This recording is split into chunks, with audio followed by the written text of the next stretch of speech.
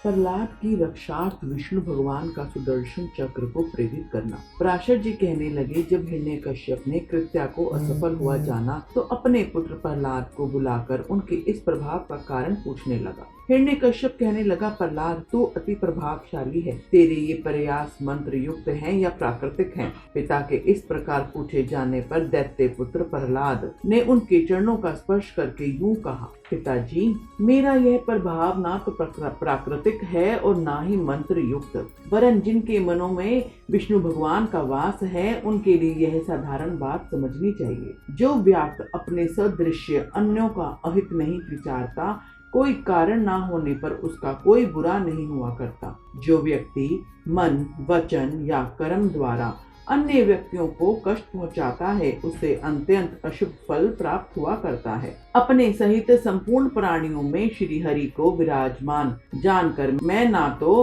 किसी के अहित की कामना करता हूँ, ना कहता हूँ। इस तरह शुभ चित होने से मुझे शरीर संबंधी, मन संबंधी, देव संबंधी या भौतिकी पीड़ा किस तरह मिल सकेगी? इसी तरह ईश्वर को सब भूतों में व्याप्त हुआ जानकर विद्त जनों को संपूर्ण प्राणियों में नीति करनी चाहिए। यह सुनकर दैत्य राज क्रुद्ध हो गया और अनुचरों से बोला, इसको 100 योजन मेरे इस महल में से ऊपर से नीचे फेंक दो, जिससे यह पहाड़ पर गिरे, जहाँ शिलाओं से उसके टूक टूक हो जाएं। आज्ञा सुनकर दैत्यों ने प्रहलाद को महल की छत पर गिरा दिया। वे हरि को स्मरण करते हुए गिर पड़े। प्रहलाद जी के गिरते समय पृथ्वी ने पास जाकर उनको अपनी गोद में उठा लिया। उनके कहीं भी चोट नहीं लगी। तब दैत्य राज हिरण्यकश्यप परम मायावी शंभासुर से बोला, इसका आप माया से वध कर डालो। शंभासुर कहने लगा, दैत्येंद्र, इस बालक का मैं अभी वध किए देता हूँ। तुम मेरी माया की शक्ति को देखो, मैं अभी करोड़ों मायाएं तुम्हें दिखाता हूँ। तब उस दुर्बुद्धि शंभासुर ने प्रहलाद का संहार करने के लिए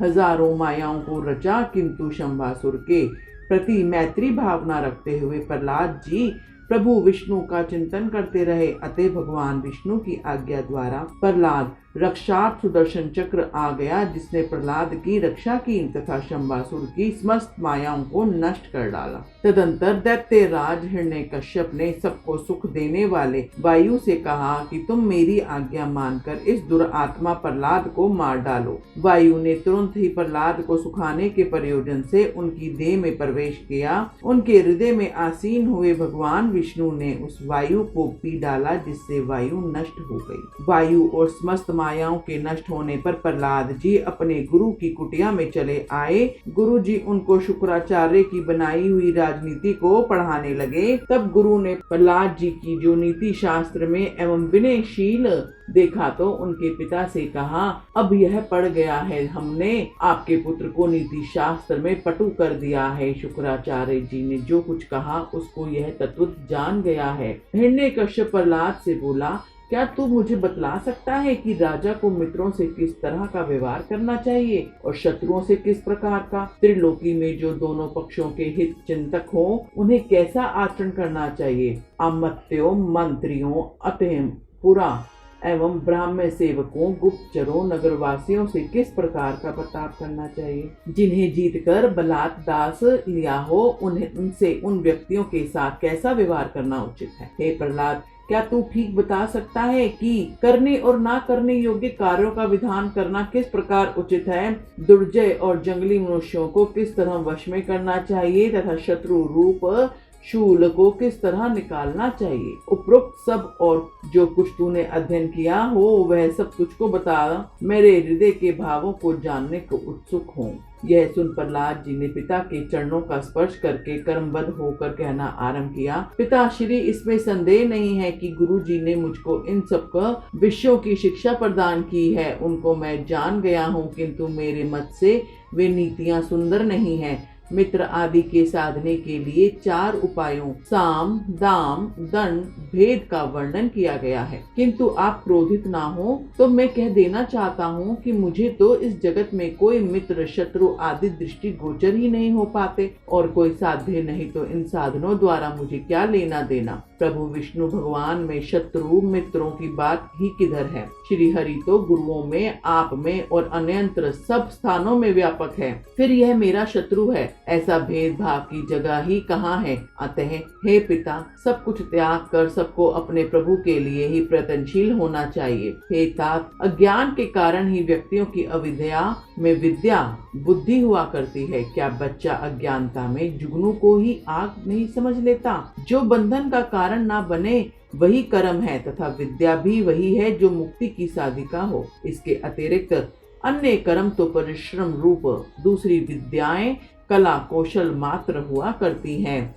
इस तरह सबको असार जानकर आपको प्रणाम करके मैं उत्तम सार कहता हूँ। राज्य प्राप्त करने की इच्छा किसको नहीं है? धन की कामना भी कौन नहीं करता? और ये दोनों प्राप्त उन्हीं को होते हैं जिनको ना मिलने वाले हुआ करते हैं। महत्व की प्राप्ति के हेतु सभी प्राणी प्रयत्नशील रहते हैं, किंतु वैभव का कारण तो मानव का प्रारब्ध ही है, उद्यम नहीं। हे महाभाग, निर्बल, अनतिज्ञ और जड़ अविवेकियों को भी प्रारब्ध भाग्यवश अनेक तरह के भोग एवं राज्य आदि मिलते हैं। अतः जिन प्राणियों को महान वैभव की लालसा हो, उनको केवल पुण्य इकट्ठे करने का प्रयत्न करना उचित है, तथा जिसको मोक्ष की कामना हो उसको भी समान लाभ का ही यत्न करना उचित है। मानव, देव, पशु, पक्षी, वृक्ष एवं सर्प सभी विष्णु से भिन्न सरीसर्प सभी विष्णु से भिन्न होते हुए स्थित भी यथार्थ में उनके ही रूप हैं। इस बात को समझने वाले मानव को समस्त चर अचर विश्व को आत्मवत देखना चाहिए, क्योंकि ये सब जगत रूपधारी विष्णु भगवान ही हैं। ऐसा समझ लेने पर वे अनादि ईश्वर अच्युत प्रसन्न होते हैं और मानव के संपूर्ण क्लेश को नष्ट हो जाया करते हैं।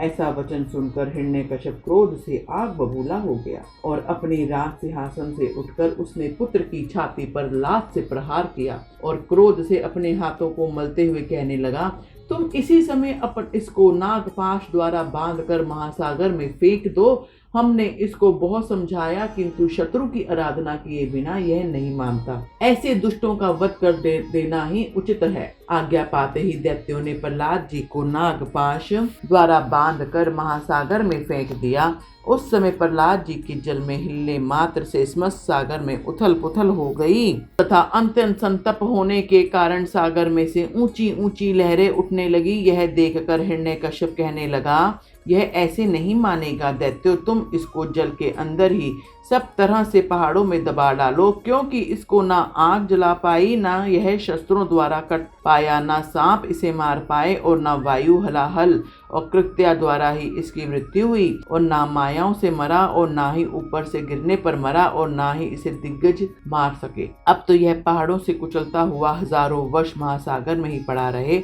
तो मर सकता है।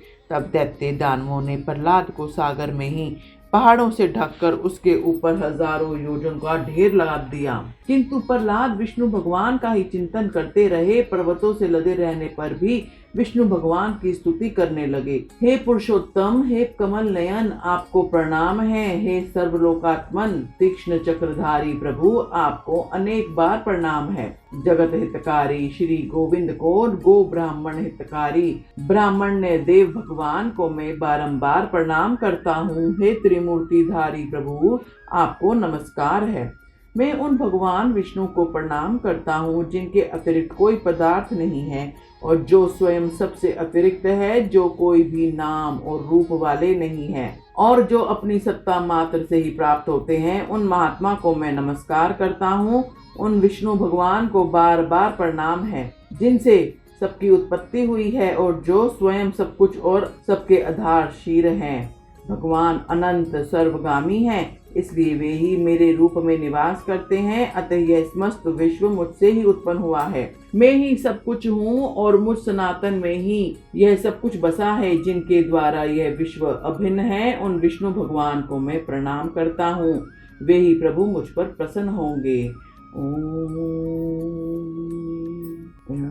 श्री विष्णु प्रियाय नमः।